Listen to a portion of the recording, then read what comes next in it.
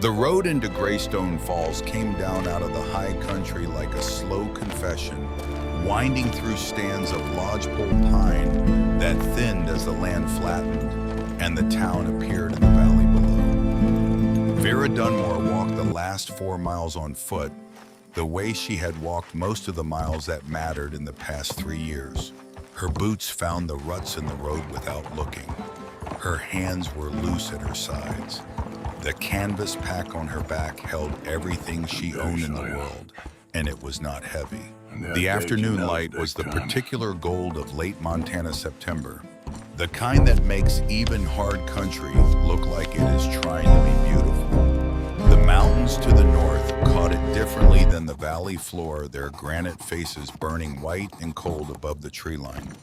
She did not look at the mountains yet. She kept her eyes We have to on move the further road west and before let the weather town turns. come to her slowly. It isn't safe the way here you anymore. approach something you are not sure will let you stay. She had been gone 3 years. She had left as a bride, young and certain her hand in Percy Dunmore's. Both of them convinced that the timber camps of Oregon held a future worth following. Percy was gone now. The fever had taken him in the third spring, burning through the camp like fire through dry grass, and she had sat beside him in that thin-walled company shack and watched the certainty drain out of his face until there was nothing left but the shape of a man she had loved. She sold what little they had accumulated. She bought a train ticket east. She walked the rest of the way. Greystone Falls had not changed, which was both a comfort and a wound. The false-fronted buildings along Main Street still leaned slightly into each other like tired men at a bar. The livery still smelled of manure and old hay from 50 yards away. The steeple of the Presbyterian church still listed a few degrees to the north, as if listening for something in that direction.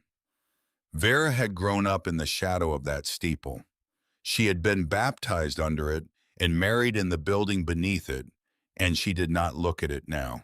What she noticed instead were the faces. There were not many people on the street at that hour, but the ones who were there turned to look as she came down the main road. She felt their eyes find her coat first, the faded olive canvas that had been with her through 2 Oregon winters, then her face, and then the absence beside her. The absence of Percy, of a wagon, of anything that might suggest she had come back with more than she had left with. She was 21 years old. She wore her brown hair loose to her shoulders in the way it fell when there was no mirror to bother with the natural wave of it, flattened on one side from the bedroll she had slept in the night before. Her skin had taken the last of the summer sun on the road east, a faint windburn across her cheekbones and the bridge of her nose, and if you looked closely, you could see the scatter of freckles that the Oregon sun had coaxed out, and the Montana sun would slowly fade. There was a scar above her left eyebrow, small and pale. From a childhood fall she barely remembered, and it caught the afternoon light as she turned her face away from the stairs and looked instead at the mountains.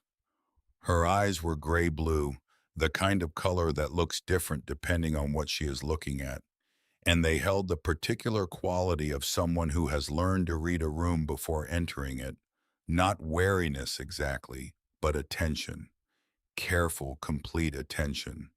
Her hands, when she finally let herself look down at them, were the hands of someone who had done real work. Short nails clean, but not soft, with the faint ghosts of plaster dust in the knuckle lines that no amount of washing had fully removed. On a cord around her neck, tucked inside the collar of her cream-colored long-sleeve shirt, hung her grandmother's ring, gold-worn smooth, too large for any of her fingers. She had not taken it off since the day her grandmother pressed it into her palm and told her it was for keeping, not for wearing. She was not sure anymore what the difference was. She walked through the stairs the way she had learned to walk through most things. One foot, then the other. Keep the face neutral. Let the destination do the work. The destination, such as it was a hardware store 3 blocks down Main Street. She almost missed the dog. It was sitting in the deep shadow beneath the overhang of what had been Alderman's Dry Goods, a shop that appeared to have closed some time ago.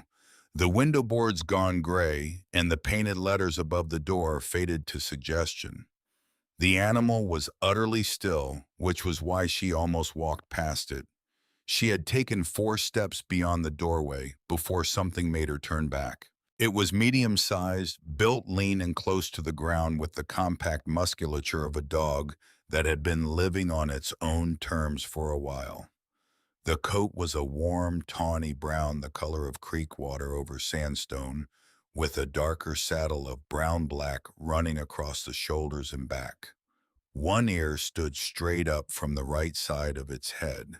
The other folded forward slightly at the tip, giving the face a quality of permanent, thoughtful asymmetry. There was a small V-shaped notch in the upright right ear, old and healed over from some injury the dog had long since stopped caring about. And down the center of the face, from the crown of the forehead straight to the tip of the muzzle, ran a blaze of clean white, a single, unbroken line that made the dog look as if it had been marked deliberately, as if something had drawn a finger down the center of its face and left the color there as a signature. The eyes were amber dark and warm, and they were looking at Vera with an expression that contained neither fear nor aggression, nor the frantic eagerness of a dog that has been waiting for someone to save it. The expression was something quieter than any of those. It was more like recognition. Around the dog's neck was a thin collar of nylon faded red, the clasp still functional, but the fabric so washed out it was nearly pink. No tag, no name anywhere on it. Vera stood still on the boardwalk and looked at the dog for a moment. Then she sat down on the edge of the board, setting her pack beside her, and held out one hand palm up at her side, not reaching toward the animal, just offering a point of contact if the animal chose to take it. The dog rose without urgency, stretched once, and walked to her. It sniffed her palm with the methodical attention of a creature that collects information carefully, and then it pressed the side of its muzzle against her fingers and held it there. Vera felt something shift in her chest. Not hope exactly, something quieter than hope. The acknowledgement of company. The dog sat down beside her and looked out at the street. She thought about the collar. The faded red of it meant the dog had belonged to someone once, or at least had passed through someone's life long enough for them to put a collar on it. But there was no tag, and no one had come running at the sound of her boots on the boards, and the dog had the self-contained quality of a creature that has long since stopped expecting anyone to come. She understood that quality. She had spent the last 6 months cultivating it herself. She looked at the dog, and the dog looked at the street, and the afternoon light moved across the boards between them. Cinder, she said, not sure where the word came from, the color of ash in old fire, the thing that is left after burning. The dog turned its head and looked at her. The white blaze caught the light. She stood up, put her pack back on, and started walking. Behind her, she heard the soft fall of paws on the boardwalk, and then the sound moved beside her, and she did not look down, but she knew the dog was there. Arlo Finch's hardware store occupied the middle of the second block, wedged between a saddle maker's and the post office, and it had the look of a place that had been refusing to change since before the war. The front window was organized in the particular way of a man who has strong opinions about where things belong and the patience to enforce them. Coils of rope on the left, lamp oil on the right, a handwritten sign in the center that said, "We have wire," in large block letters, as if this were news worth broadcasting. The bell above the door announced her arrival, and a man emerged from the back room wiping his hands on a canvas apron that had probably been brown once and was now the color of everything he had ever worked on. Arlo Finch was 62 years old and built like a fence post, narrow through the shoulders, completely vertical, with a face that had been made angular by years of squinting into wind and sun. He had known her father. He had watched her grow up in this town. When he saw her come through the door, his face did something careful and kind, and he held out his hand. She took it. His grip was the grip of a man who understood that some people need to be held steady when the ground has been uneven, and that the best way to do this is a firm handshake, not a speech. "Vera," he said. "Mr. Finch." He looked at her for a moment, taking inventory the way old men do, checking to see if the person in front of him still resembles the person he remembers, making whatever small adjustments the years require. Then he looked past her to the door where Cinder had settled on the threshold, the white blaze visible even from across the room. "Whose dog is that?" "Mine," Vera said, and was mildly surprised to find she meant it. Arlo looked at the dog a moment longer, then back at her. "You need a place to sleep." "I need a piece of land," she said. It was the right answer, and something in his face recognized it as such. He set down the apron and leaned his forearms on the counter and told her what she needed to know. Grove McCallan had been buying land in the valley for 5 years. He had been systematic about it, working from the river outward, acquiring parcels the way a patient man acquires most things, by waiting for the owners to need money and then being there when they did. He owned most of the good grazing land south of the creek now, and a significant portion of the timber rights on the east slope. There was not much left in the county that McCallan hadn't touched. "What about higher up?" Vera asked. "The ridges." Arlo was quiet for a moment. Outside, the wind came down from the mountains and pressed briefly against the window glass, and then released. "There's one piece of 'em," he said.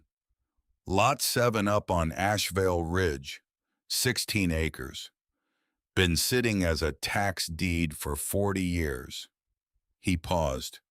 "People call it Dunleavy's place, or they call it the Devil's Ring, which is more honest about how they actually feel about it." The name Dunleavy was not one she recognized, but Devil's Ring caught in her mind and she turned it over. "What's wrong with it?" "Go up there and look at it," Arlo said. "That's the best answer I can give you." He told her the price. $50. He told her who held the deed, the county tax office 2 streets over. He told her that Grove McCallan had offered $15 for the parcel last year, just for the stone, and that the county clerk had turned him down because the paperwork on a contested boundary survey was still unresolved. Vera was quiet for a moment. $50 was what she had. It was, in a precise and unglamorous way, the sum total of 3 years of marriage and the liquidation of everything that marriage had accumulated. It was a wagon sold in Portland. It was Percy's tools sold to the camp foreman. It was the last of the money her grandmother had given her, held in the inner pocket of the olive canvas jacket through every difficult mile. "I'll go look at it," she said. She turned to leave, and Cinder stood and turned with her, the asymmetrical ears orienting toward the door, the red collar a faint color at the throat. The county tax office smelled of old paper and lampblack, and the clerk behind the counter had the preoccupied manner of a man who considered himself too busy to be disturbed, despite the fact that the office was empty when Vera arrived. He pulled the ledger without enthusiasm, found Lot 7, read her the description, in a voice designed to communicate that this was a formality he did not expect to perform. 16 acres, he said. 1 stone structure, condition derelict. And the ring. "The ring," Vera repeated. The clerk looked at her over the top of his spectacles. "The stone circle, 30-foot diameter roughly, 40 or 50 stones, some still standing, some fallen. Nobody knows who built it or why." He said this with the flat affect of a man reciting a fact he finds neither interesting nor troubling. "Dunleavy built it, presumably, but Dunleavy was..." He made a small gesture with one hand that communicated a range of polite judgments. Eccentric, Vera said. That's one word for it. She laid the money on the counter. The clerk counted it. He was slow about it the way people are slow about things they expect to find a problem with. But the bills were real and the amount was correct, and there was no legitimate reason to refuse a tax deed purchase. So he took out the appropriate form and began to fill it in. She was watching his pen move across the paper when the door opened behind her. She felt the change in the room before she saw the cause of it. The clerk's posture shifted, the slight contraction of someone who has just become aware of a larger presence in the space. Vera turned. Grove McCallan was a big man, not tall particularly, but wide through the chest and shoulders, in the way of someone who had done physical labor in his youth and then acquired the means to have other people do it for him, so that the muscle had settled and thickened into something that was more about mass than function. He was perhaps 55, with a face that had been reddened by sun and satisfaction in equal measure, and a mustache that he clearly considered an asset. He wore a vest over a good shirt, and his boots had been cleaned that morning, and the whole effect was of a man who wanted you to know, without his having to say it, that he was the most consequential person in any room he entered. He looked at Vera, then at the deed on the counter, then at Vera again. "You're Ferris Alderman's girl," he said. "I was," Vera said. Her father had been dead 7 years. McCallan looked at the deed. "That's Dunleavy's lot." "It will be mine in about 2 minutes," she said. Something moved in his face. She had expected contempt, the practiced dismissal of a man who has decided someone is beneath consideration. But what she saw was more complicated than contempt. It was the expression of someone doing rapid arithmetic, recalculating a situation that had just become unexpectedly interesting. It lasted only a moment. Then the broad, easy smile came down over it like a shade being drawn. $15, he said. "That's what I offered last year. I'll honor it today." He said it with the generosity of a man giving away something he considers worthless. "The county wants 50, Vera said. "I know what the county wants." He looked at her steadily. "I'm telling you what I want. Save yourself the trouble of going up there." The clerk had stopped writing. His pen rested on the form. Vera turned back to the counter. "Keep writing," she said. Outside, Cinder was waiting at the bottom of the steps, sitting with the upright patience of a dog who has decided that waiting is simply part of the arrangement. The white blaze tilted upward as Vera descended, and the mismatched ears, one up one, folding softly forward, gave the face that expression of thoughtful attention that Vera was already, after only an hour, beginning to find steadying. McCallan did not follow her out, but she felt the quality of his attention through the office window as she walked away, the specific weight of a man who has just added something to a list he has been keeping for a long time. "We have a deed," she said, for no reason except that she needed to say something, and there was no one else to say it to.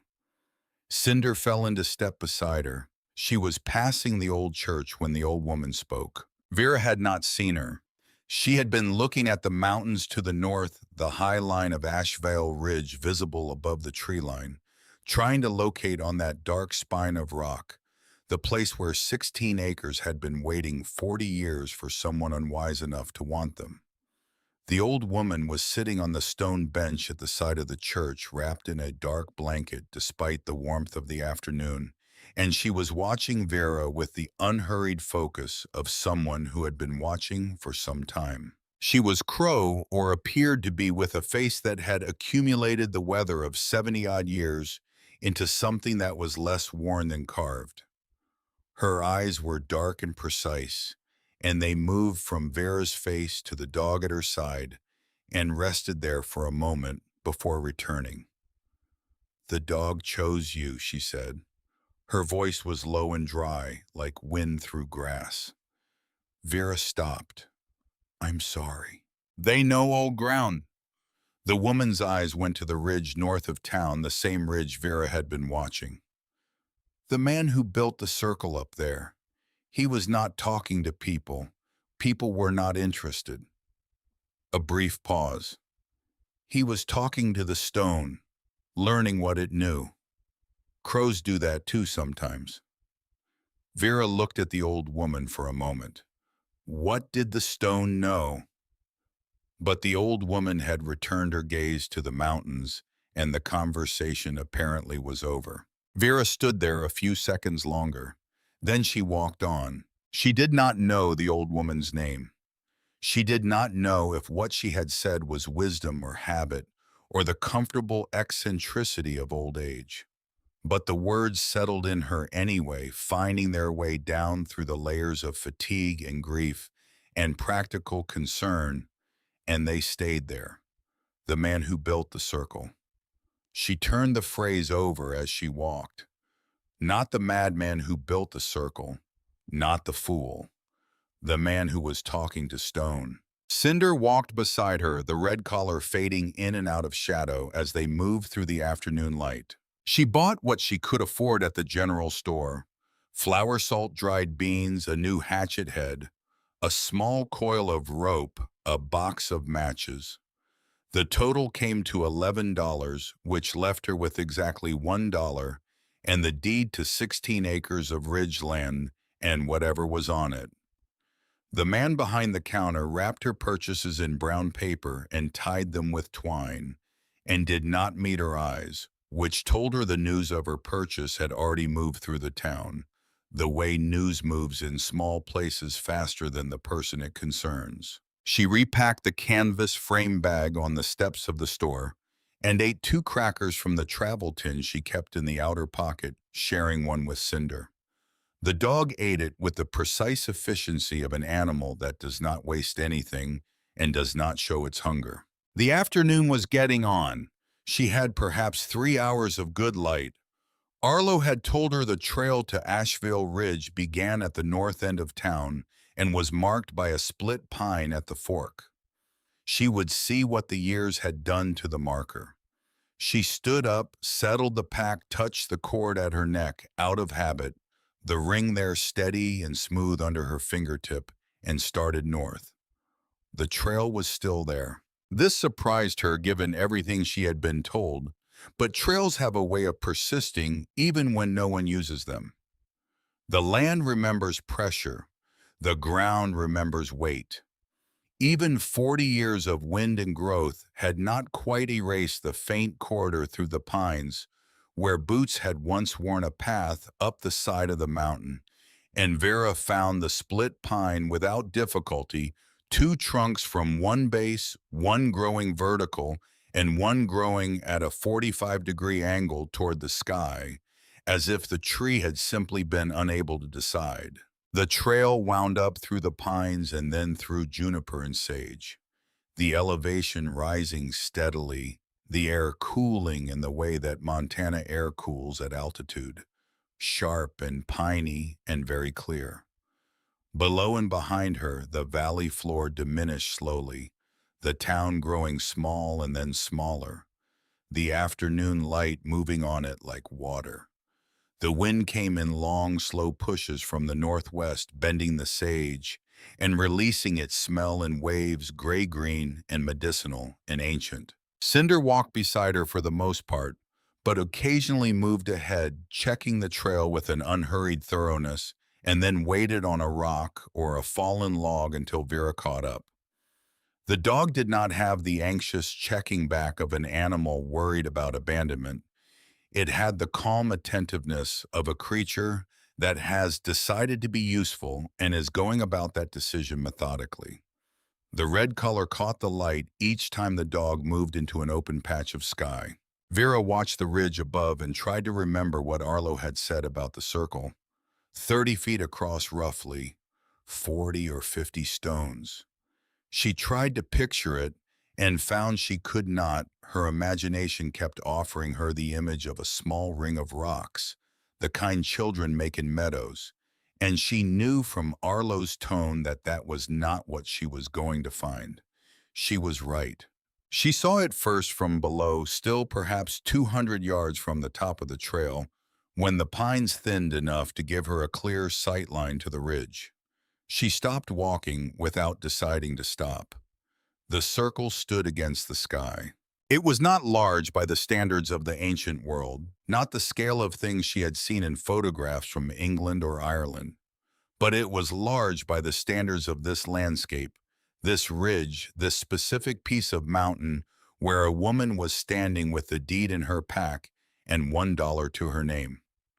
30 feet across, as Arlo had said, perhaps a few more. The stones were tall. She would not know how tall until she stood beside one, but from here they appeared to be at least as high as her shoulder, possibly higher. Dark columns of rock placed upright in a circle that had been precise once and was still, even after 40 years, recognizably intentional. Some had fallen tipping inward toward the center of the circle or outward away from it, and their absence made the gaps in the ring look like missing teeth. But perhaps two-thirds of the stones still stood. The ones that stood caught the late afternoon light on their western faces, and the light on those faces was not the flat gray of ordinary granite. It was green, not the green of moss, though moss grew on the lower portions. Not the green of oxidation, though there was that too. It was something in the stone itself, a color that lived inside the rock and came out in certain lights. A deep blue-green, the color of peacock feathers, or deep ocean water, or certain minerals she had no names for. The stones glowed with it softly in the late afternoon, and the effect was strange and beautiful, and completely unlike anything she had seen before. Inside the ring, the cabin. It was what it was, four-wall stone like the ring stones, but lower and less imposing, the roof entirely gone, the interior filled with the debris of 4 decades of weather and neglect. The chimney rose from the far end intact, a thin column of old granite pointing at the sky. Vera stood at the edge of the trail and looked at it for a long time. Cinder sat down beside her. The white blaze caught the last good light of the afternoon. She tried to hear what she had felt when the clerk had described it, the flat certainty that this was worthless, that only a fool would have paid $50 for this pile. She tried to hear McCallan's voice, the practiced condescension of it, the smooth offer of $15 as charity. She tried to feel what the town had been trying to make her feel as she walked down Main Street with the deed in her pack. She could not feel any of those things. What she felt instead was something she had no clean name for. It was the feeling of standing in front of a sentence you do not yet know how to read, knowing that once you learn the language, everything it says will matter. The circle, the green stones, the man who built it talking to the stone, learning what it knew. She put one foot in front of the other and walked up the last stretch of trail to the edge of the ring. Up close, the stones were taller than she had estimated from below. The ones that still stood reached to the top of her head or just above it, columns of dark rock that had been worked by someone's hands into rough rectangular shapes. The faces not polished but deliberately squared, the bases sunk into the earth to a depth she could not easily judge. She put her hand on the nearest one, feeling the surface, and felt the slight graininess of the rock, and also the warmth that stone holds after a day in the sun, and she turned her palm flat against it and stood there. The color was extraordinary up close. The base of the stone was gray and unremarkable, the ordinary granite of the ridge. But somewhere around knee height, the granite gave way to something different, a seam of darker stone that ran through the pillar like a current, and that seam was the color she had seen from below. Blue-green complex, a color that seemed to shift as the light shifted, now more blue, now more green, now something between the two that had no accurate name. She stood at the gap in the circle, the place where a stone had fallen inward, clearing an opening, and looked into the interior. The cabin floor was a disaster. Rotted wood, fallen stones, 40 years of accumulated leaf litter and bird work, and the slow, patient dismantling that weather performs on anything left unattended.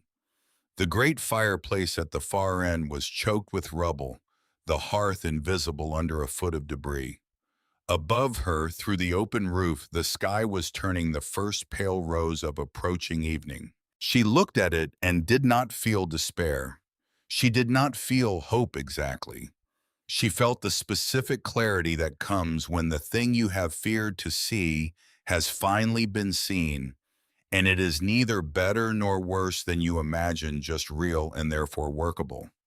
She needed to clear the floor. That was the first thing. Everything else came after the floor. Cinder stepped through the gap in the circle and moved across the debris-strewn floor without hesitation, picking a path through the fallen timbers with the practical authority of an animal who has long since stopped expecting the world to be easy. The red collar moved through the shadows of the ruined interior, and the white blaze appeared and disappeared as the dog picked its way to the far end of the room and stood near the great fireplace and looked back at Vera. Vera followed. She stood in the center of what had been the main room and turned slowly, taking inventory. The walls were stone and mostly intact. The mortar crumbled in places, but the structure fundamentally sound. The floor was salvageable. She could see the edges of flagstones beneath the worst of the debris. The fireplace would need to be cleared before she could assess the chimney. The roof was gone, but the walls stood to their full height, which meant there was something to attach new timbers to, eventually, when she had money for timber. The door frame was intact. The windows were empty eyes, but the stones above them had held. The lintel over the fireplace was a single piece of granite, perhaps 6 feet long and 8 inches square, and it had not moved. The man who built this had known how to build. She set her pack down against the east wall and took out the small rolled canvas that served as her sleeping pad and the wool blanket that had been with her since Oregon. Then she moved to the fireplace and crouched and looked up the flue. Far above at the top of the chimney, a thumbnail of pale evening sky was visible. The chimney was intact. She exhaled slowly. She built a small fire in the cleared portion of the hearth and worked by its light for another hour, pulling debris away from the walls and stacking it outside, getting a clear sense of what the floor held beneath its layers of neglect. The flagstones were there, solid and intact, a foundation that had been placed to last. As she worked her way toward the back of the hearth, her knuckle struck something that was not loose stone. Not the solid resistance of the fireback granite, but a different quality, a slight hollow resonance beneath the surface, as if the stone she had touched was resting on empty space. She stilled her hands. She found a candle in her pack and lit it from the fire, and held it into the hearth and looked carefully. The stone at the back of the firebox was not like the other stones. Its face was too smooth-shaped for purpose rather than simply placed. And at its lower edge, just above the ash line, there was a seam that was not a crack.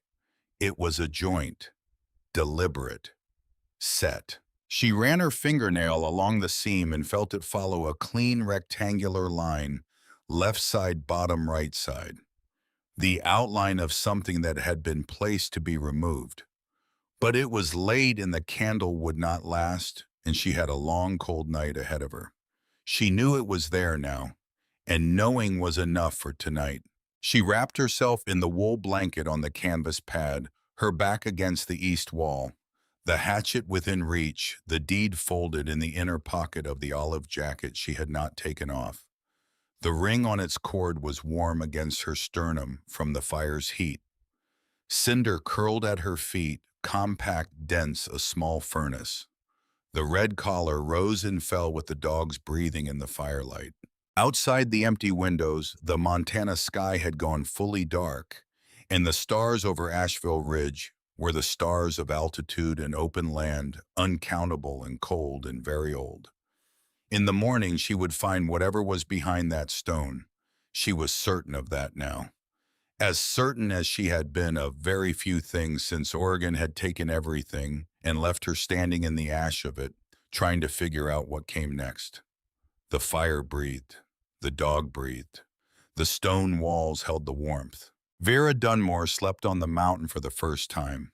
She was up before the light.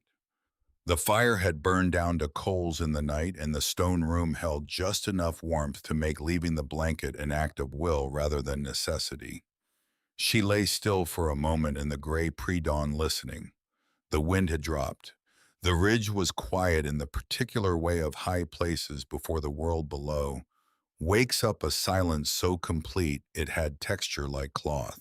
Cinder was already awake, sitting upright at the gap where the door had been. The white blaze, a pale mark in the dimness, both ears oriented towards something outside that Vera could not hear. After a moment, the dog relaxed one ear, folding forward and looked back at her. "Nothing there," Vera said.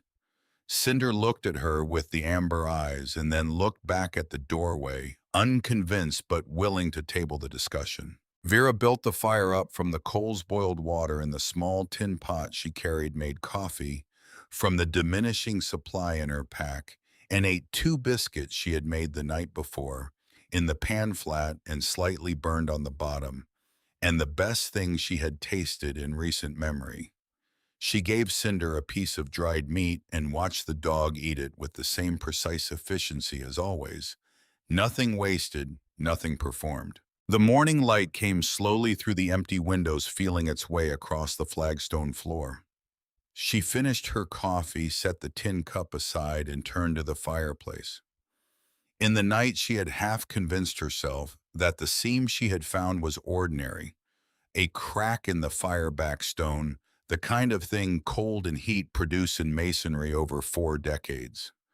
Now, in the early light, she crouched before the hearth again and pressed her palm against the back stone and felt the joint. It was not a crack. The line was too clean, too rectangular. Someone had set this stone to be moved. She took the small folding tool from her pack and worked the blade into the lower seam gently, at first feeling for resistance. The stone did not shift easily. The years had packed the joint with ash and compressed debris, and she spent perhaps 20 minutes working the blade around the full perimeter of the rectangle before anything gave. Then she felt the stone move a fraction of an inch, but move, and she put the tool away and used her fingers, working into the crack she had opened, and pulled. The stone came out slowly, grating against the firebox floor, and she caught it before it could fall and set it carefully aside. Behind it was a cavity roughly the size of a large bread box, cut into the back of the firebox and extending perhaps 8 inches into the stone. The space had been sealed well enough that it was dry inside, or nearly so. The air that came out of it when the stone was removed was stale and cold and faintly mineral. Inside the cavity, wrapped in oilcloth that had gone dark with age and was stiff at the folds, but intact at the center, was a bundle roughly the size of a small journal. Vera sat back on her heels and looked at it for a moment. Then she reached in and took it out. She carried it to the east wall where the morning light came strongest through the window gap, and sat down with it in her lap. Cinder came and pressed against her side, the warmth of the dog's flank steady against her ribs. The red collar was dusty from the night's exploration of the cabin floor. The white blaze caught the morning light. Vera unwrapped the oilcloth carefully, working the stiff folds apart without tearing. Inside was a leather journal, small and thick. The cover darkened with age, and beside it 3 folded papers and perhaps a dozen small paper packets, each one tied with twine and labeled in the same small, precise handwriting that appeared on the journal's cover. She read the cover first. Cormac Dunleavy, botanist and geologist, Asheville Ridge, Montana Territory, commenced April 14, 1851. She opened to the first page and began to read. Cormac Dunleavy had not been a madman. This became clear within the first dozen pages, and the clarity of it was in its own way startling, not because she had been certain he was mad, but because everyone in Greystone Falls had spoken his name with a particular inflection that implied it, and she had absorbed more of that implication than she had realized. But the man whose voice came off these pages was not mad. He was methodical and precise and deeply patiently curious. He was a man who had been trained to observe without conclusion and to follow what the evidence offered rather than what he wished it to offer. And the journal was the record of that discipline applied to this particular 16 acres of Montana Ridge for the better part of 7 years. He had come here from Pennsylvania originally by way of Edinburgh, where he had spent 3 years studying geology and plant chemistry at the university. He had been interested from the beginning of his career in the relationship between soil chemistry and plant behavior, specifically in the question of why certain plants thrived in environments that should have killed them. The alkaline flats of the Great Basin, the wind-scoured talus fields of the high Rockies, the exposed granite shelves of the northern ranges. Everywhere he went, he found plants surviving in conditions that the textbooks said were impossible, and everywhere he went, he found that the soil in those locations had something in it that the surrounding soil did not. Something mineral, something specific. He had been following that question west for years when he found the ridge. The stone was what brought him. He had heard about it from a trapper secondhand, a description of an unusual outcropping on a Montana ridge where the rock showed a blue-green coloration unlike anything else in the region. He had made the journey specifically to see it, and when he saw it, he understood immediately that he was looking at something significant. Petra viridis, he called it in the journal, the green stone, a composite mineral formation that he had encountered in small quantities in 3 other locations in his travels, but never in the concentration and purity that existed on Asheville Ridge. The blue-green color came from the specific combination of elements in the stone copper and cobalt and manganese and a complex of trace minerals that he listed in careful chemical notation. The stone was extraordinarily rich, and when it weathered when wind and water worked on it over time, as they work on all exposed stone, it released those minerals into the surrounding soil in a slow, continuous, precisely calibrated way. The soil inside the circle, Dunleavy wrote, is unlike any soil I have measured in 20 years of fieldwork. It should support nothing but the hardiest of alpine scrub. Instead, I believe it can support nearly anything given the right seed stock and the right preparation of the beds. He had built the circle to prove it. This was the part Vera read twice, sitting against the east wall of the ruined cabin, with the morning deepening around her and the dog's warmth at her side. The circle was not a monument. It was not a ritual space. It was not the product of loneliness or mystical thinking or any of the things that the people of Greystone Falls had implied when they used the word eccentric. It was an engineering solution to a specific problem. Dunleavy had recognized that the surface exposure of the Petra viridis on the ridge was limited. The main outcropping was substantial, but the surface area was fixed. If he wanted to maximize the mineral input to the soil of his experimental garden, he needed to increase the surface area of the stone exposed to weather. The answer was to quarry the stone and cut it into tall columns and stand the columns upright in a ring, maximizing the surface area available to wind and rain. Each column standing upright exposed 4 faces to the weather instead of 1. The circle of columns concentrated the mineral output toward the center where the garden beds were. The taller the stones, the more surface. The more surface, the more mineral release. The more mineral release, the richer the soil inside the ring. He called it in the journal a mineral rain system.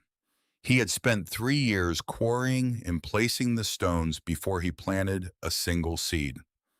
3 years of solitary labor on a Montana ridge, cutting columns of green stone and standing them upright with tools and ropes, and the kind of patience that people mistake for madness because they cannot imagine sustaining it. And then he had planted. The seeds came from everywhere. He had spent years collecting them, corresponding with botanists and travelers and missionaries on 4 continents, acquiring the seeds of plants known for medicinal properties and extreme hardiness plants that had survived for centuries in the Himalayas and the Andes and the high desert of the American Southwest.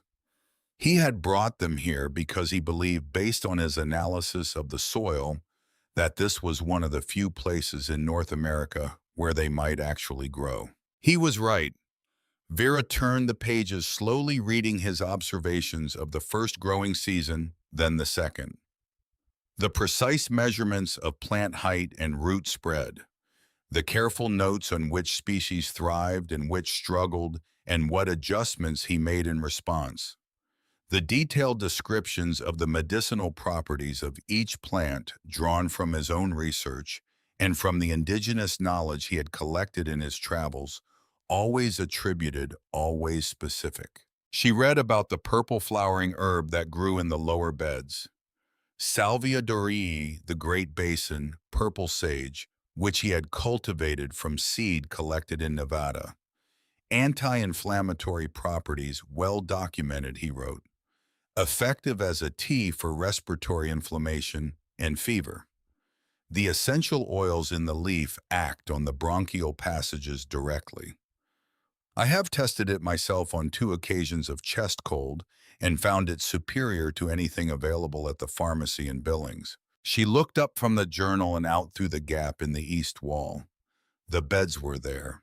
She had seen the plants in the days she had spent clearing the property, the low silvery green plants with the small purple flowers that grew in patches throughout the interior of the ring and along the outer edge. She had not disturbed them. She had not known what they were. She had simply understood from their distribution and persistence that they were not volunteers. Dunleavy had planted them. They had seeded themselves for 30 years and were still here, still growing in the soil that the circle kept enriched, still producing the small purple flowers that she had noticed and not yet understood. She looked back at the journal. The paper packets beside it each bore a label in his small hand. She picked up the nearest one, Rhodiola integrifolia, Siberian origin, cold hardy to extreme temperatures. Adaptogenic properties, supports endurance and resilience under physical stress. Keep seeds dry. Germination requires cold stratification of 60 days minimum. The next, Arnica montana, alpine origin, external application for muscle injury and bruising. Grows in disturbed rocky soil, prefers the edge between sun and shade. The next, Echinacea purpurea, Great Plains origin, immune support, easy germination, self-seeding once established. There were 9 packets in total. Some of the seeds were certainly too old to germinate. 30-odd years was beyond the viable life of most seed stock, but some might not be. And the plants already growing in the beds were already producing seeds of their own. She sat for a long time with the journal in her hands. Dunleavy had not been building a home. He had been building a pharmacy, a garden of rare medicinal plants, sustained by a soil enrichment system of his own design on a piece of land that everyone in the valley had dismissed as worthless for 40 years. And then she reached the final entries and understood the rest of it. The last section of the journal covered the years 1855 through 1858, and the tone changed in a way that was painful to read. Not dramatically, Dunleavy was not a dramatic writer, and he did not descend into self-pity or rage. But the precision that characterized the earlier entries took on a quality of weariness, a thinning of the prose, as if he was writing with less energy to spare. The university in Boston, which had been providing modest funding for his research since 1852, withdrew its support in the spring of 1855. The letter from the department head was reproduced in full in the journal, and Vera read it with a slow, cold anger that she had not expected to feel on behalf of a man who had been dead for 30 years. The letter was polite and condescending in equal measure. It referred to his methods as idiosyncratic and his conclusions as premature. It suggested that the isolation of the ridge had perhaps affected his objectivity. It wished him well in his future endeavors. He had written one line below the reproduced letter, "They have not seen what I have seen." That is the only explanation I can find for this. A man named McCallan came to the ridge in the summer of 1855. Dunleavy wrote about it in a single entry, brief and precise. A visitor today, a man named Clement McCallan who operates cattle on the South Valley Range. He had heard through some channel I cannot identify that there was valuable stone on my property. He was interested in the mineral content of the columns, asked specific questions about the copper concentration, about whether the stone could be quarried in quantity, about who might buy it. I answered his questions as generally as I could without being rude. He is a man accustomed to acquiring things, and it was clear that he regarded my presence here primarily as an obstacle. I explained as plainly as I could the function of the circle, that the columns must remain standing for the soil system to continue, that removing them would be the equivalent of dismantling the foundation of the garden. He did not find this persuasive. He does not see a garden. He sees stone with a high copper content and a market in the industrial dyes trade. He will return, I think. Men like this do not stop. He had been right. Clement McCallan had returned twice more over the following 2 years, and each visit was recorded in the journal with the same plain factual tone, and each time Dunleavy had declined, and each time McCallan had left, with the particular controlled courtesy of a man who considers his patience a temporary condition. The last entry was dated March 3rd, 1858. The winter has been harder than any I have known here. My chest is not well. I am writing this by the fire because writing by the fire is what I have always done in the evenings, and I find that routine is important when other things are uncertain. I believe the garden will persist without me for a time. The sage is fully naturalized. The echinacea has spread beyond the original beds into the edges of the circle. The mineral system will continue as long as the columns stand. I am putting this journal where it may be found by someone who will understand what they are looking at. Not everyone will understand. The right person will. The seeds are from my final collection season. I include them in the hope that they are still viable when found.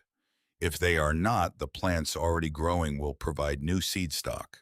I have told no one in the town about the true nature of the circle or the garden. They would not have believed me, and more importantly, McCallan would have found out. As long as the place seems worthless, it is safe. I am going to sleep now. The fire's good. He had died that winter alone on the ridge. He had known he was dying, and he had wrapped the journal and the seeds in oilcloth and put them behind the stone in the firebox and gone to sleep. And the town below had found him in the spring thaw and buried him in the churchyard and called his life's work a folly and let the circle stand as a curiosity and a warning about the cost of solitude. Vera closed the journal. She sat very still for a while. Cinder pressed closer against her, the warm weight of the dog's head settling onto her thigh, and she put her hand on the dog's neck and held it there, feeling the pulse beneath the tawny coat. She looked out through the gap in the east wall at the standing stones of the circle. In the mid-morning light, they were extraordinary, the blue-green running through them in veins and seams, catching the October sun and holding it, transforming it into something that looked almost phosphorescent. The columns that still stood cast their shadows inward toward the garden beds, and the beds were alive with the low silvery plants, their purple flowers gone to seed now in the autumn, but the leaves still green, still pungent, still doing the quiet, necessary work of being alive. She looked at the stone she had been carrying since the first days of clearing the oval of dark rock, with the blue-green fire in it, smooth and dense and cool. She held it in her palm and thought about what Dunleavy had understood about it. Not ore, not a resource, a foundation, a slow gift from the earth to the soil released over centuries, sustaining life in a place where life should not have been able to hold on. She stood up, tucked the journal carefully back into its oilcloth wrapping, packed it into the inner compartment of her canvas bag next to the deed, and went outside to look at the circle properly for the first time. She spent the next 2 weeks learning the property. She moved through it systematically the way Dunleavy had moved through it, methodically without hurrying to conclusions. She mapped the beds, noting which plants were present and in what density. She cataloged the stones she dug up from the soil, the smaller nodules of Petra viridis that Dunleavy had buried throughout the property, to supplement the mineral input from the columns, finding them at the depths he had described, nestled in the thin rocky soil like eggs in a nest. She rebuilt the low stone terrace walls that Dunleavy had constructed to prevent erosion on the slope, following the descriptions in his journal, where the walls had fallen, and using her own judgment where they had never been built. It was heavy work, lifting and placing stone hour after hour in the October cold, and she felt it in her shoulders and lower back every evening, the deep, satisfying ache of a body that has done what it was built to do. Her hands hardened further. The windburn on her cheeks deepened. The faint dark circles that had lived under her gray-blue eyes since Oregon began slowly to lighten. Cinder was with her through all of it. The dog moved through the property with the same systematic attention as Vera, investigating each new area as she cleared it, occasionally bringing her a stone or a stick or a pine cone, not as a game, but as a kind of participation, a way of being useful in the work that was happening. The red collar appeared and disappeared through the silver green of the sage plants. The white blaze showed like a marker in the shadows of the stone columns when the dog passed through them. On the 10th day of this work, Vera found the copper seam. She had been following a crack in the ridge rock along the northeast edge of the property, the place where the granite met a layer of darker stone, when her boot turned a loose piece of surface rock, and she saw beneath it the same blue-green color she knew from the columns and the buried nodules, but concentrated, not a vein running through ordinary stone, but a pocket of pure Petra viridis, roughly the size of a wash basin, fully exposed now that the surface rock had been moved. She stood looking at it for a long time.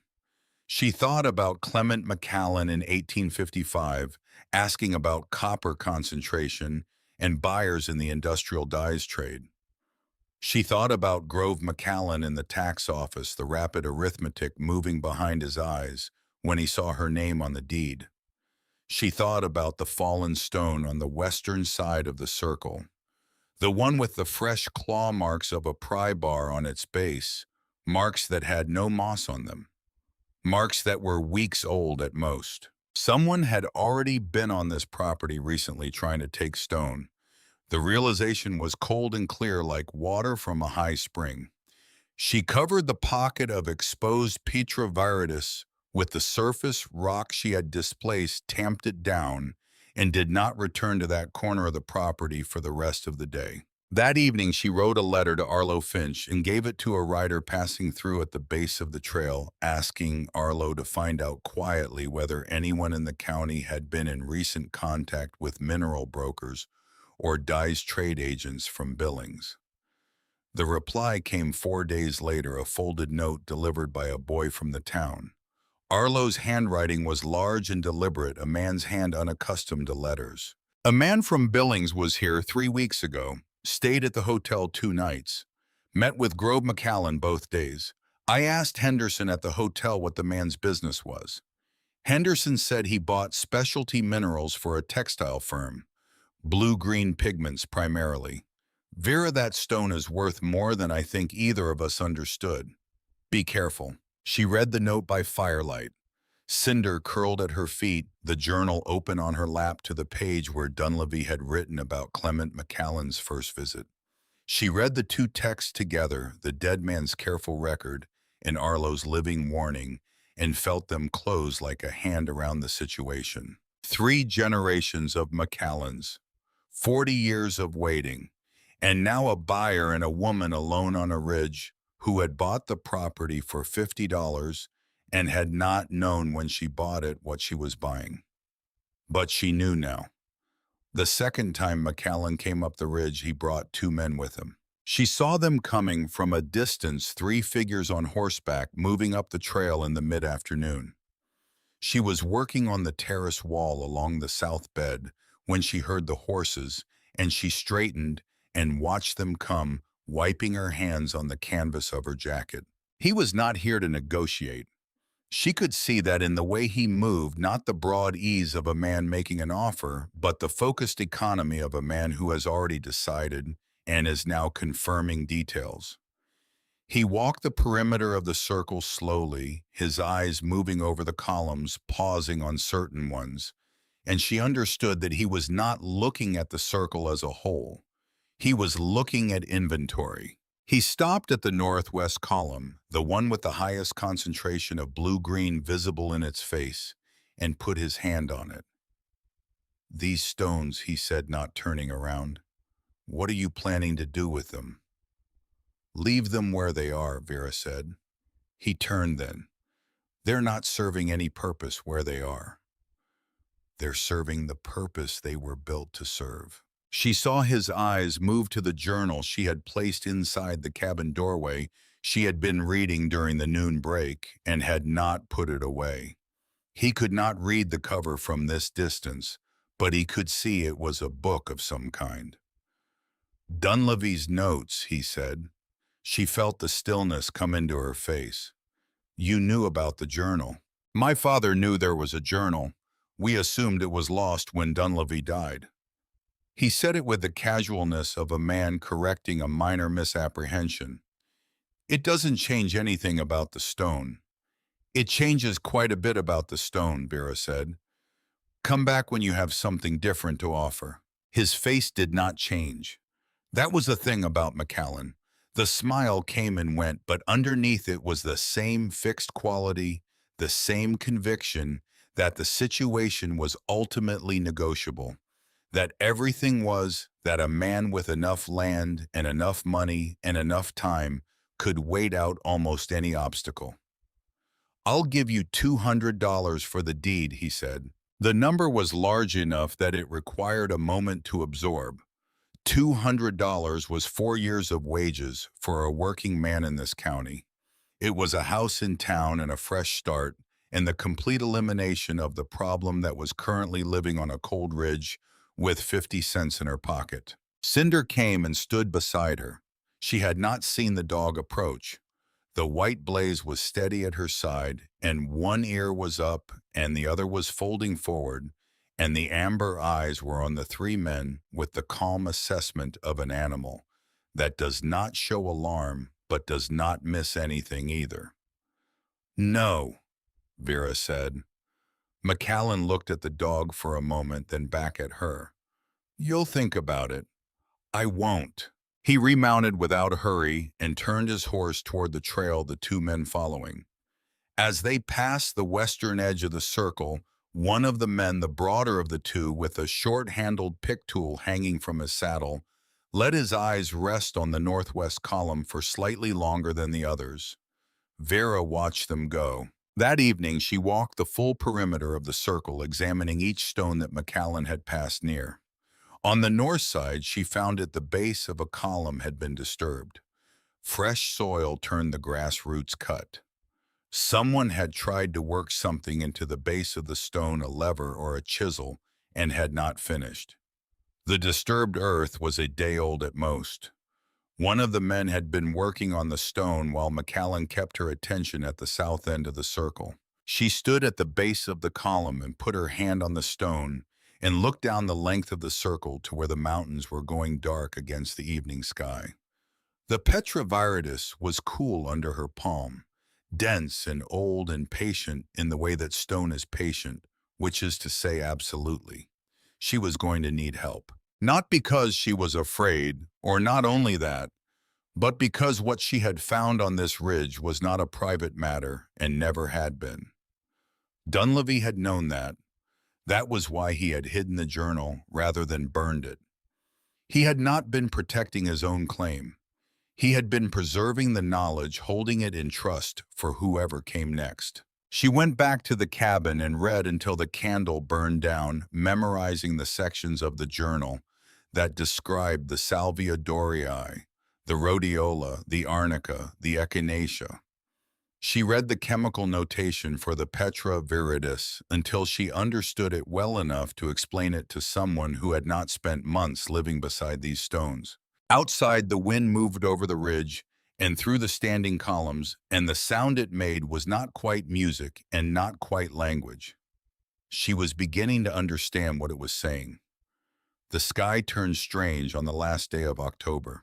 She noticed it in the mid-morning, a quality of light that was wrong for the season, a brassy yellow suffusing the western sky, where the light should have been clear and cold. The mountains to the north had disappeared behind a wall of gray that moved like a body rather than drifting like cloud. The wind died completely at noon, which was worse than wind. In high country, when the wind stops before a storm, the storm is serious. Cinder had been restless since morning. The dog would not settle, moving from the cabin doorway to the interior and back, the nose lifted, and reading something in the stilled air that Vera could not access. The red collar moved back and forth in the dimming light. The white blaze appeared at the doorway, and then disappeared, and then appeared again. Vera spent the afternoon preparing. She brought in as much firewood as she could stack against the interior wall. She banked the kindling dry and accessible. She checked the flue. She gathered every container she had and filled them from the small spring she had cleared on the north slope, carrying the water down in trips until she had as much as she could store. She moved the seed packets from the oilcloth wrapping into the driest corner of the cabin, wrapped in her spare shirt for insulation. The snow began at dusk, not as falling snow as horizontal snow driven by wind that returned without warning at sunset, full force, and sudden, a wall of white that reduced the world to the space of 20 feet in any direction. The temperature dropped so fast she could feel it in her face and hands as a physical pressure, the cold working through the olive canvas of her jacket like water through cloth. She got inside and built the fire high and pulled the door she had constructed, rough boards on leather hinges, far from weather-tight, as close to closed as it would go, and weighted it with the stone she kept beside it for the purpose. Cinder pressed against her legs in the firelight. The storm was very loud. Montana blizzards at altitude are not silent affairs. The wind in the stone columns of the circle produced a continuous, resonant howl that seemed to come from inside the walls as much as outside. The cabin was better shelter than it had been in Dunleavy's time. She had repaired the mortar in the worst sections of the walls and patched the north window gap with spare oilcloth, but it was still a roofless stone room with a plank door, and the cold found its way in through every imperfection. She had been awake for perhaps 3 hours when she heard it. Under the wind, under the howl of the circle columns and the slap of the plank door against its frame, and the hiss of snow forcing itself through the window gaps. A human sound. She was not certain at first. Wind does things with sound at altitude, bends it into shapes that mimic voices, and she sat still for a long moment with her head tilted, listening past the storm for whatever was underneath it. Cinder's ears both came up, the upright one and the folding one both straining forward. The amber eyes were fixed on the door. The sound came again, weaker than the first time, definitely human.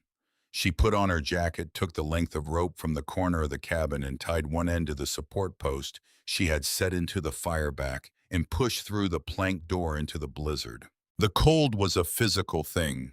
It struck her face like a board, and for a moment she could not draw breath. The air was too dense with driven snow, too cold for an unprepared lung. She pulled her collar up over her nose and bent into the wind and followed the rope, paying it out behind her as she moved away from the cabin. She could not see more than 15 feet in any direction. The trail down the ridge was invisible, the world reduced to a swirling white absence in which her own boots were barely visible. She moved in the direction the sound had seemed to come from, counting her paces to know how much rope she had left. At 40 paces, she found them. A man and a woman, both somewhere past 60, huddled against the face of a boulder at the edge of the trail.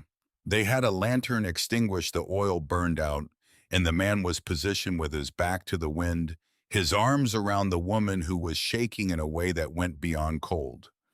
Even in the darkness, in the driven snow, Vera could hear the sound in the woman's chest when she breathed, a wet, rattling quality that she recognized from the Oregon camps, from the winter before Percy died, when 3 men in the bunkhouse had gotten the same sound in their lungs and 2 of them had not come out the other side of it. "Can you walk?" she said close to the man's ear. He looked up at her. His face was nearly white from cold. "My wife," he said. "She fell. She hasn't been right since." "I have a fire," Vera said. "Follow the rope. Don't let go of it." The man's name was Bernard Graft and his wife was Louisa, and they had been trying to cross the ridge to reach the eastern valley before the storm hit, and had misjudged both the storm and the distance. Vera learned this over the course of the next hour in fragments, as she got them through the plank door and near the fire, and worked off their outer layers and got blankets around them from the one spare she had in her own bedroll. Bernard recovered quickly once he was warm. His temperature had dropped, but not dangerously, and the shock of the warmth brought the blood back into his face within 20 minutes. He sat close to the fire and held his wife's hands and watched her with the helpless attention of a man who has spent many years with someone and is now facing the precise thing he has always feared. Louisa was worse. She was conscious, which was something, and she could drink the water Vera heated for her, which was more. But the sound in her chest had not improved with the warmth, and the coughing had started, deep, wet, productive coughs that shook her whole frame and left her exhausted between them. Her skin was too warm to the touch now, the cold giving way to the fever that had been building underneath it. She was a small woman with fine-boned hands and gray hair that had come loose from its pins, and she was working very hard to breathe, and every breath was an audible effort. Vera sat back on her heels and thought. The journal was in her pack. The seed packets were in the corner.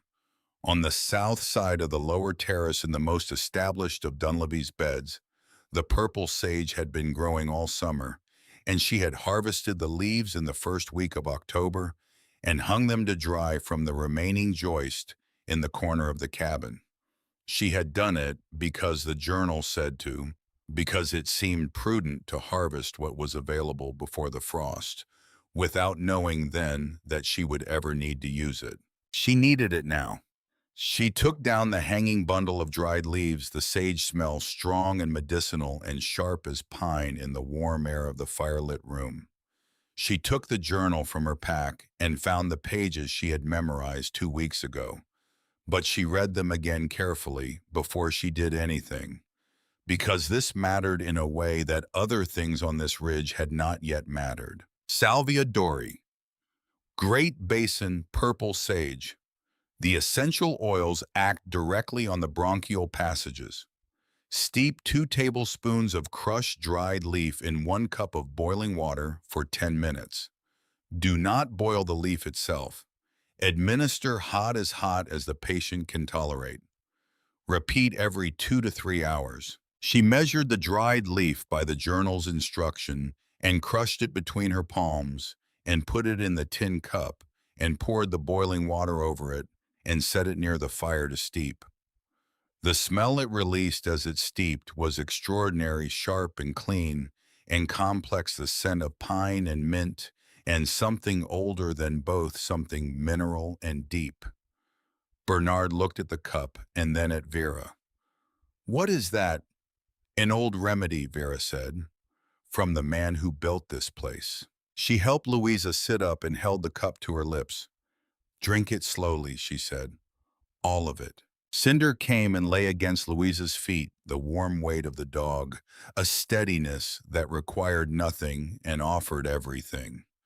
The white blaze rested on the woman's ankle, visible in the firelight, as the storm raged outside the stone walls, and the circle of green columns held against the Montana winter, the way they had held against 40 years of Montana winters, before it patient and dense and quietly essentially alive. The storm lasted 2 days and 2 nights. Inside the cabin, time moved differently than it did outside. Outside was the storm enormous and total and without human scale. Inside was the fire and the work of keeping Louisa breathing, and Bernard's quiet presence, and the specific smallness and warmth of a stone room in a blizzard that concentrates everything down to what is necessary. Vera made the sage tea every 2 hours through the first night.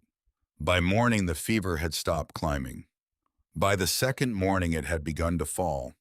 The cough was still there, but the sound in Louisa's chest was changing, less wet, less deep, and she was sleeping between doses rather than lying awake with the effort of breathing. On the morning of the third day, the storm broke. It did not taper. It simply stopped the way Montana storms sometimes do, as if someone had made a decision. The silence was absolute after the continuous roar of 2 days.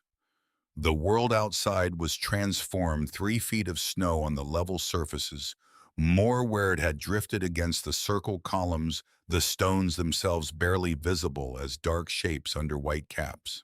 Bernard walked out into the transformed world and stood in the snow for a long moment, looking around at the circle and the cabin and the ridge, and then he came back inside and sat down across from Vera and looked at her with the expression of a man who has something to say and is not sure words will adequately carry it.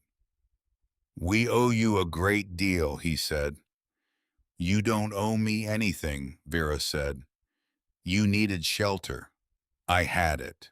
The tea. He looked at Louisa, who was sleeping properly now, her breathing regular. "The doctor in Billings gave her something similar last winter for her chest, but not like that, not that strong." "The plants here are unusual," Vera said. "The soil makes them stronger, I think." Bernard looked around the cabin at the dried herbs hanging from the joist, at the journal on the flat stone she used as a table, at the stacked seed packets in the corner, at the circle columns visible through the east window gap, snow-capped and green-veined in the winter light. "What is this place?" he said. Vera was quiet for a moment. "It's a garden," she said. "Someone built it a long time ago to grow medicines. The circle keeps the soil right for them." She paused. "People didn't understand what it was, so they thought it was nothing." Bernard looked at the columns for a while longer. "What happens now?" he said. Vera looked at the journal in its oilcloth, at the deed in her pack, at Louisa breathing steadily in the warmth. "I keep building," she said. Bernard Graff spent 4 days on the ridge before the trail was safe enough for Louisa to descend. He was not a man who could be still when there was work available, and the cabin offered him considerable work. He looked at the roof situation on the first morning after the storm with the evaluating eye of someone who had been building things for 40 years, walked the perimeter of the walls, checking the stone courses, examined the remaining joist, and the condition of the lintel over the fireplace, and came back to where Vera was clearing snow from the terrace walls with a settled expression that meant he had formed a plan. I'm a carpenter, he said. Have been since I was 16. What you need for a roof here is straightforward. These walls are sound, the lintel is good, and the height is right for a simple ridge beam system. He looked at her. When I get to the valley, I'll send timber up, and I'll come back in spring to do the framing. Vera looked at him for a moment. You don't need to do that. I know I don't need to, he said. Louisa would tell you the same thing. We don't need to, so we want to. She did not argue further. She recognized the specific quality of a debt being offered as a gift, and she understood that refusing it would cost more than accepting it. Louisa was steady on her feet. By the third day, the color returned to her face and the sound entirely gone from her chest. She sat in the doorway of the cabin in the pale winter sun and watched Vera work on the terrace walls and drank the last of the sage tea that Vera made for her each morning. And on the afternoon of the fourth day, she called Vera over and took her hand in both of hers. That tea, she said. Her voice was still slightly roughened from the cough, but clear. I have had chest trouble every winter for 6 years. Whatever is in that plant. She stopped. I feel better than I have felt in November in a very long time. The plants here are stronger than ordinary sage, Vera said. The soil. Louisa looked at her with the directness of a woman who has spent 60 years deciding quickly who is worth trusting. You should tell people about this. I'm working on how to do that, Vera said. She was. The problem was not the knowledge. The journal was meticulous. The evidence was observable. The plants were alive and demonstrably potent. The problem was the audience. Greystone Falls had 40 years of fixed opinion about this ridge. Fixed opinion does not yield to simple announcement, but a family returning to town with a story that was different. She walked the graphs down the trail on the fifth morning, carrying Louisa's pack for the first mile, until the path widened enough for Bernard to take it. At the base of the trail where the road to town began, Bernard shook her hand with both of his, the grip of a man making a commitment. Louisa embraced her without ceremony. Spring, Bernard said. I'll be back with timber. Vera watched them go and then turned back to the ridge. Cinder was sitting on a rock at the edge of the trail, watching the graphs diminish down the road toward town. The white blaze was turned in the direction of their departure, the mismatched ears both forward. Come on, Vera said. The dog turned and followed her back up. She was clearing the east bed 2 weeks after the storm when she found the second disturbance. 2 columns on the east side of the circle had been worked at their bases. Not clumsily, whoever had done it had been careful, had filled in around the disturbed earth, had replaced the surface stones. But Vera had been looking at these columns every day for 2 months, and she knew the ground around their bases the way she knew the feel of her own jacket, and the ground had been moved. A small amount of stone had been chipped free from the base of the eastern column, the chips themselves removed. The column still stood, but the work had been done at night quietly without her knowledge. The disturbance was less than a week old. The graphs had been gone for 5 days. Someone had come up the trail the moment the snow was passable, not waiting, not cautious, watching for when she would be occupied elsewhere. She walked back to the cabin and wrote 2 letters, one to Arlo Finch, one to Dr. Paxton. She sent them down with the next rider she could flag from the top of the trail. The replies came within 3 days of each other, and between them they told her what she needed to know. Arlo's letter, the man from Billings, came back. Stayed at the hotel 4 nights this time. I found out his business, a purchasing agent for a textile manufacturing concern in Chicago that has been expanding its synthetic dye production. Blue-green mineral pigments are in high demand for a new wool dyeing process they have developed. The Billings assay office told me that copper-cobalt composite stone of the type you have described would sell at roughly $40 per ton at current prices. I do not know how much stone is on your property, Vera, but I know what $40 per ton means if there is a significant amount of it. Paxton's letter. I have spoken with Bernard Graft. Bernard tells me that 2 days before the storm, when he and Louisa stopped briefly at the Milford Way station on the Western Road, he encountered one of McCallan's men, a man named Cord, who asked him several questions about the trail to Asheville Ridge and whether the property was accessible by horse in autumn conditions. I think you should know this. I also think you should know that I have been speaking with people in town about what I found on your ridge, and the conversations have been different than you might expect. People are listening. She read both letters by firelight and then set them aside and looked at the circle through the east window gap, the columns dark shapes against the stars. McCallan was not waiting for her to come down and accept his offer. He was taking what he could reach at night quietly column by column, beginning with the richest stone. If he took enough, if he destabilized enough of the ring, the mineral rain system would degrade. It would not fail immediately. It might take years, but it would fail the way all systems fail when their foundation is systematically removed, and by the time anyone noticed, it would be too late. She spent the next week reinforcing the base of every column in the circle. She packed additional stone and clay around each base, tamping it firm. She could not make it impossible to disturb, but she could make it harder, and she could make it obvious when it had been touched. She also moved the journal. She had been keeping it accessible because she needed to consult it regularly. Now she wrapped it in fresh oilcloth and placed it in a new cavity she cut into the back of the rebuilt firebox. Different location from where Dunleavy had placed it, but the same principle. Hidden, protected, available to whoever knew where to look.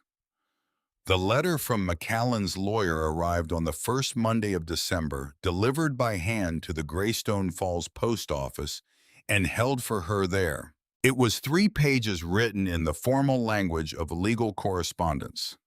The core of it was this: the McCallan family had held a mineral extraction permit for a section of Harlan County since 1855, issued by the territorial government under the provisions of the Federal Mining Act.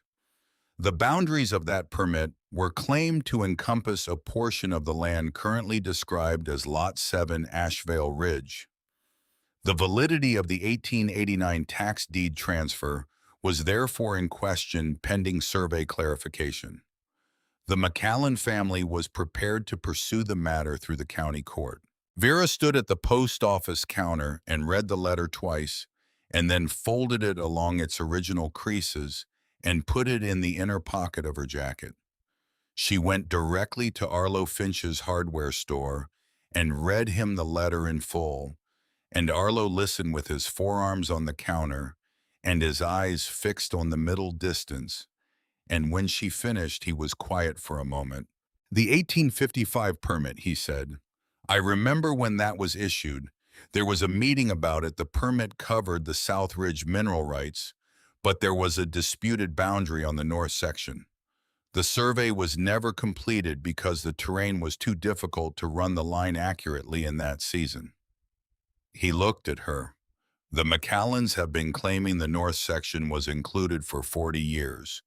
It was never resolved because nobody cared about that land enough to fight for it."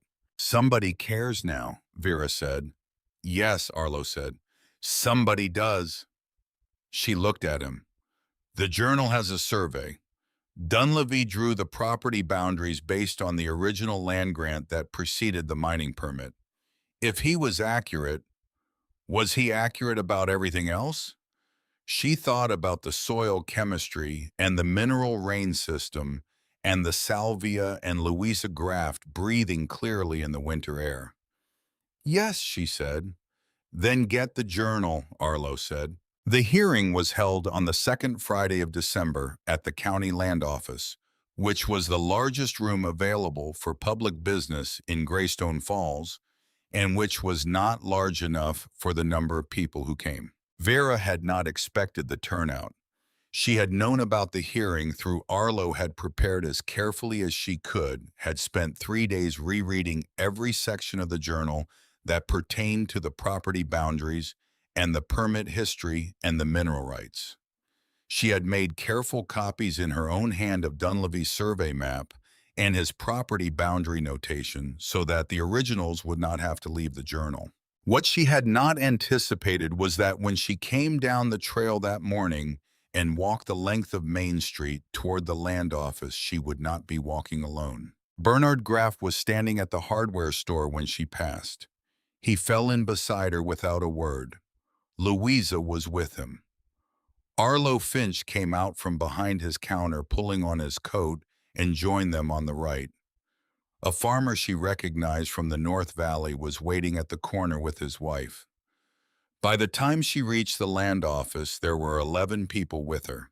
She looked at them and did not quite know what to say. "The town is listening now," Arlo said simply. "Told you." Cinder was at her side. The white blaze turned toward the door of the land office. The red collar had faded further in the weeks of weather, barely pink now against the tawny throat. One ear up, one forward. Amber eyes on the door. Inside the room was already crowded. McCallan stood at the front near the county assessor's table. His lawyer beside him, a man from Billings brought in, specifically expensive looking, in a wool suit that had not spent a day on a ranch. The assessor, a man named Gibbs, who had held the position for 20 years and had the expression of someone who considered all conflict a personal inconvenience, sat behind the table with the relevant files open in front of him. Vera took her place across the table from McCallan. He looked at her with the same surface ease he always projected, and behind it she could see the calculation still running, the assessment of the room, the measurement of advantage. He was a man who had operated in this valley from a position of structural dominance for so long that he had never fully had to develop the other tools. The lawyer presented the case for the McCallan mining permit first.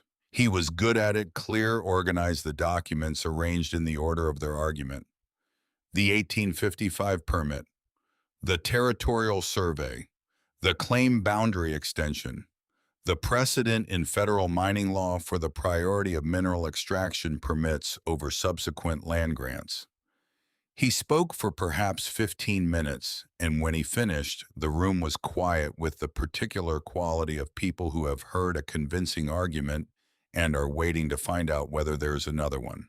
Vera opened the journal on the table. She did not make a speech. She did not accuse anyone of anything. She spoke the way Dunleavy had written, precisely in sequence with the evidence in front of her. She showed Gibbs the date, Cormac Dunleavy, 1851, 4 years before the mining permit. She showed him the property boundary survey that Dunleavy had drawn in the journal, the careful hand-drawn map with the cardinal directions marked, and the boundary stakes described in terms of the ridge features, the northern boundary running along the granite shelf at the top of the north slope, the eastern boundary following the ravine. She read the boundary description aloud. Then she read the boundary description from the 1855 mining permit. The room could hear the difference. The mining permit claimed its northern boundary at the granite shelf, the same shelf that formed the northern edge of Lot 7. But the survey attached to the permit, the territorial survey that had been run in the autumn of 1855, showed the line not at the shelf but 80 yards south of it, at a point where the terrain had been accessible to the survey party.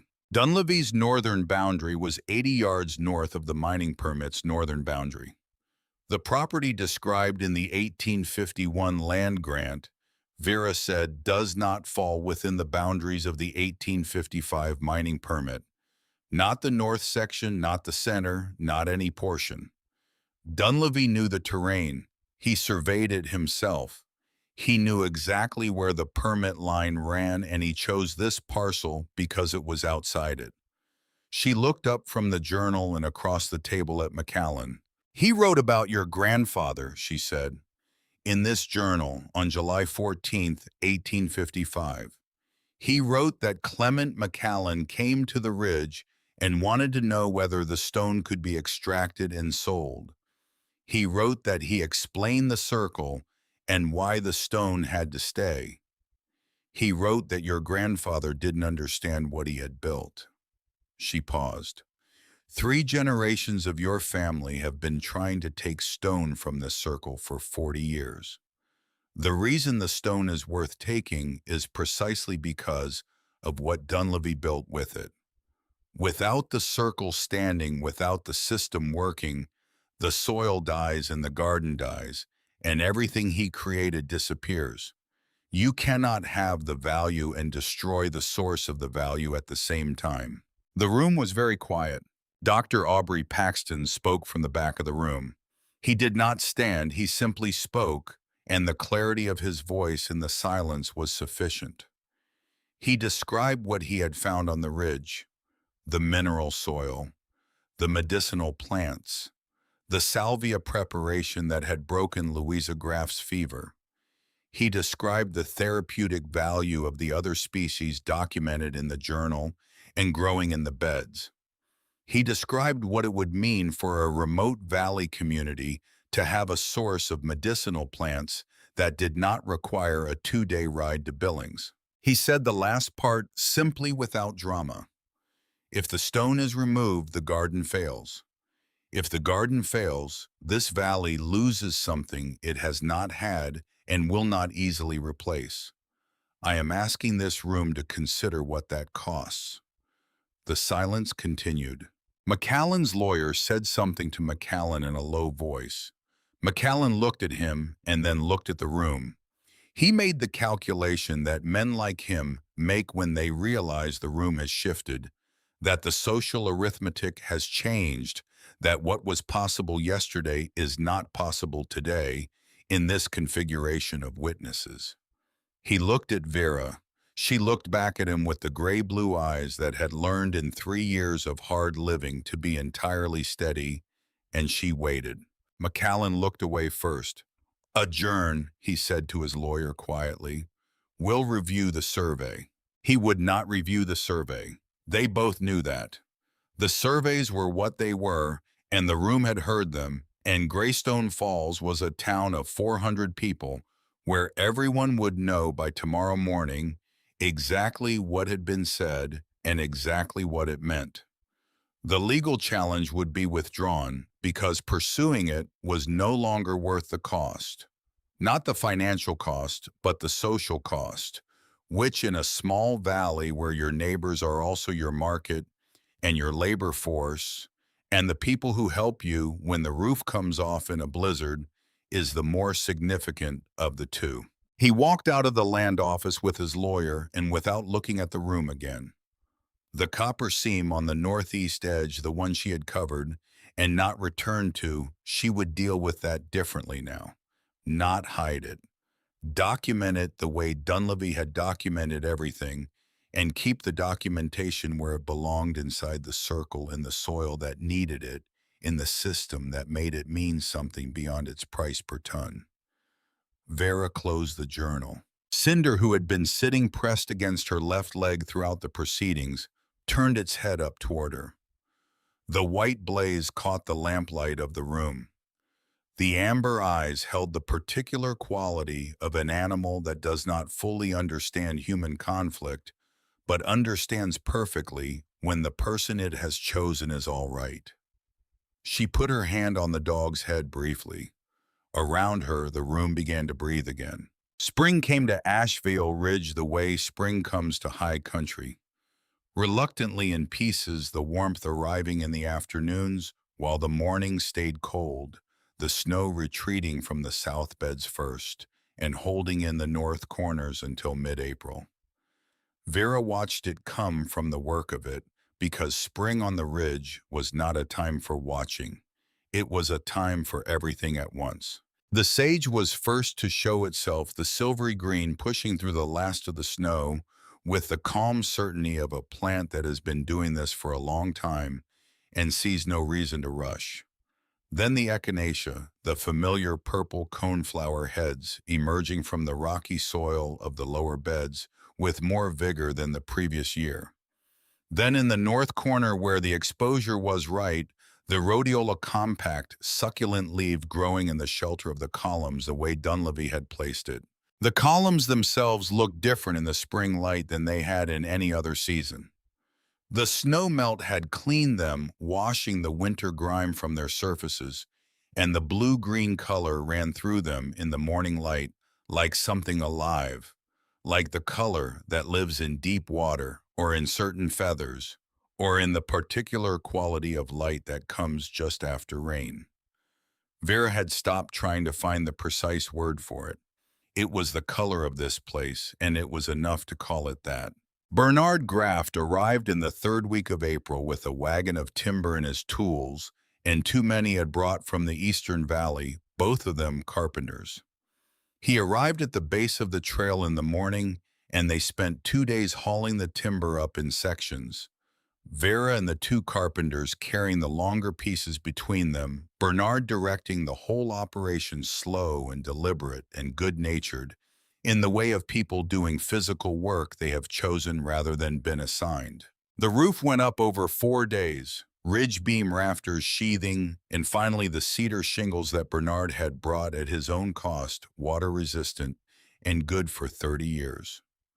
The morning the last shingle went on, Vera stood inside the cabin for the first time without seeing sky through the ceiling, and the quality of the light was entirely different, warm and contained and directed through the two windows she had had glazed in March. The stone walls held the warmth differently with a roof above them. The whole space had changed, not the ruin of a space, not even the provisional shelter she had been living in since September, but a house, a specific place with a name. Bernard put his hand on the doorframe on his way out, the solid oak door that Vera had hung on iron hinges the week before. "Good house," he said. "Stone house like this, on a ridge like this, it'll be here 100 years. "It's already been here 40, Vera said. He smiled at that. "And it'll be here for 40 more. Paxton came up the trail twice a week through the growing season, learning the plants the way he had learned medicine, methodically from the source.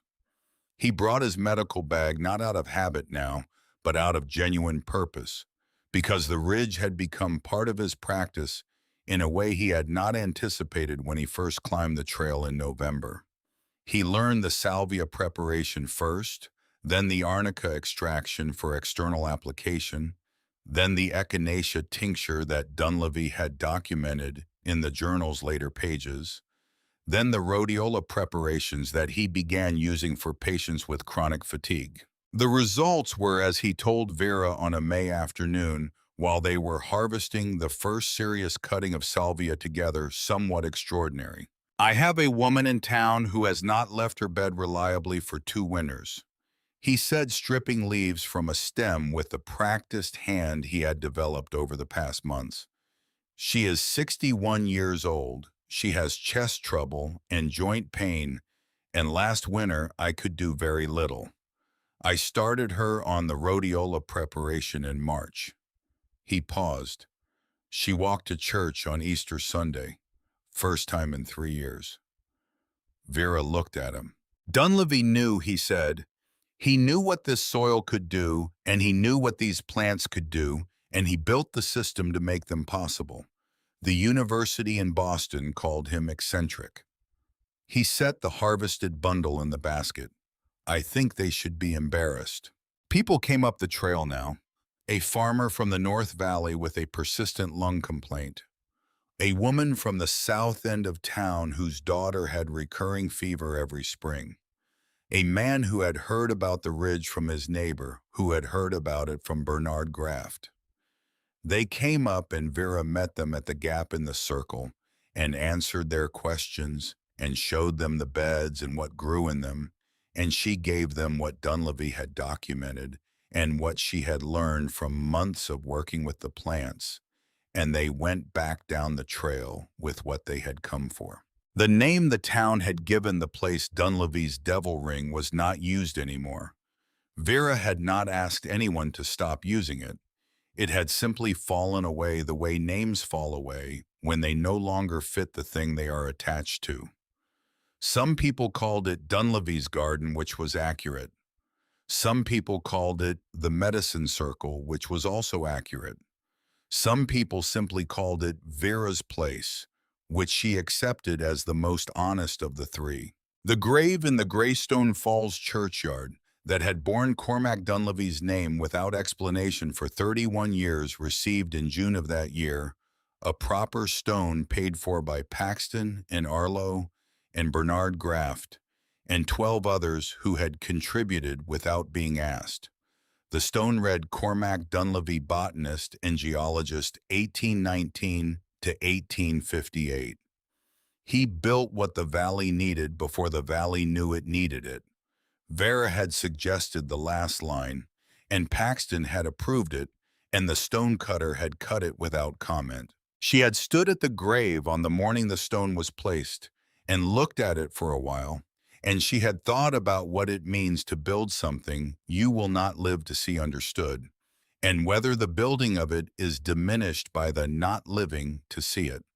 And she had concluded standing in the June sun in the Greystone Falls churchyard, with cinder sitting at her feet, that it was not.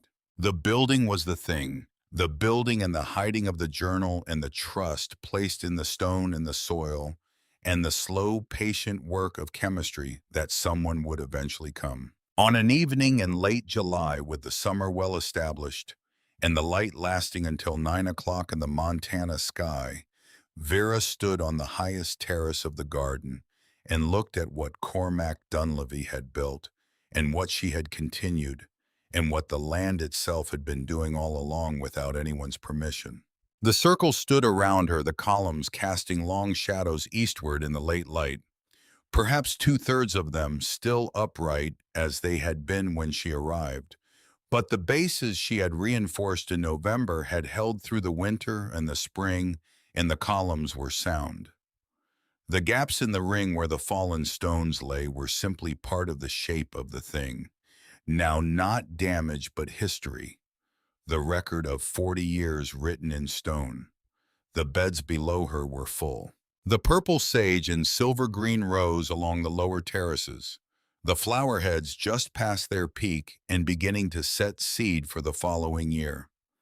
The echinacea's purple cone flowers scattered through the middle beds vivid in the evening light.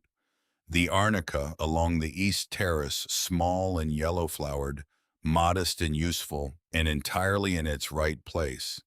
The rhodiola in the north corner, compact and thriving in the shelter of the tallest column. Dunleavy had planted a dozen species. She had managed from his original stock and the plants already established when she arrived to bring 8 of them into productive cultivation. The other 4 she was still working on. She was not discouraged. She had time. The mountains to the north were going dark with the coming evening, their high ridge lines still catching the last of the western light. Below, the valley was settling into the blue of dusk, the lights of Greystone Falls beginning to appear at this distance as small, warm points. Cinder was beside her, sitting on the flat stone at the terrace edge, with the self-possessed stillness of a dog that has found its right place and knows it. The white blaze caught the last of the evening light, that clear line running from crown to muzzle, the mark that had looked at her from under an empty building on her first afternoon back in this valley, and had in its quiet way pointed north. The red collar had faded to the pale suggestion of color, barely there now, the record of some previous life worn almost to nothing. The mismatched ears, one upright, one folding forward with his characteristic tilt, were oriented into the evening wind that came over the ridge from the northwest, carrying the smell of pine and cold stone and the mineral sharpness of the columns. She had come here because the soil had taken Percy, and she had needed a place where soil could not hurt her anymore. She had found stone instead, and learned that stone was not the opposite of growing things. It was the condition of them. Percy would have understood that. He had been a man who understood conditions, the specific requirements of a thing, what it needed to become what it was meant to be. She thought he would have liked this place. She thought he would have liked what it had made of her. She put her hand on Cinder's head, feeling the familiar warmth of the tawny coat, and beneath it the slow pulse of the animal that had walked into her life on a dusty boardwalk and had not left. The dog pressed its head slightly into her palm. Paxton had come up that afternoon to collect the July harvest. He had stood in the circle for a long time before leaving, looking at the columns and the beds and the evening light moving through both, and on his way down the trail he had turned and looked back at her, standing on the high terrace, and said, "What will you call this place now?" She had not answered then. She answered now quietly to the circle and the mountains in the last of the light. "He built it," she said. "I just learned what it was for." The wind moved through the columns. The columns held. The garden breathed in the last of the July evening, patient and alive and present the way things are present when they have been given enough time and enough attention and enough of the particular human stubbornness that refuses to let the right thing stay buried. The stars came out over Asheville Ridge one by one, the same stars Cormac Dunleavy had watched from this same ground 40 years before, cold and clear and entirely indifferent to the smallness of human time, burning above the circle and the garden and the woman and the dog who had together learned what the stone remembered.